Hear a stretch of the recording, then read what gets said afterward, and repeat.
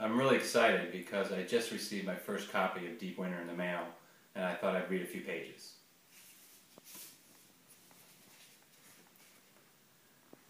Danny had seen Mindy naked once before when they were just 8 years old, a long time ago. Just the two of them, back in the cornfield behind Pickett's bowling alley. Mindy had stripped off all her clothes and stood shivering in the cold winter night, waiting for Danny to do the same. Danny looked at her naked body for a quick, awkward moment, his eyes glimpsing all the places that her cuffed denim pants and flannel cotton shirts usually hid. She had smooth, soft skin dotted with a few bruises and scratches on her knees and shins.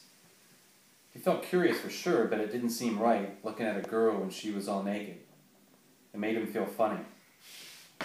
His stomach grew tight and ached like when he ate too much saltwater taffy. When Mindy told him that it was his turn to get naked, Danny's head felt even fuzzier than it usually did. He knew it was a bad idea. He would get in trouble for sure.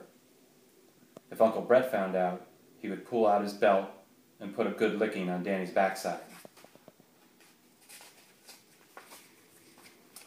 Danny didn't want that to happen, didn't want another beating, so he took off running as fast as he could, through the dead stalks of corn, feet slipping on patches of ice, face and neck getting all scratched up by dried husks. But he didn't go far before he ran into more trouble. Mike Sikowski and Carl Robinson stopped him before he made it back to the bowling alley and beat him up pretty bad. Sikowski was a mean one, even back then. This was the second time he had seen Mindy naked, her body sprawled out on the trailer floor next to Danny like a discarded rag doll. He knelt beside her with his hands folded and clenched together in his lap, like he was praying at his bedside. Blood soaked into the faded carpet from an open wound on the back of her head, and a few pieces of jagged glass were still stuck in her scalp. Minnie's legs were all twisted up unnaturally under her, arms folded over the top of her head as if in mid-stretch.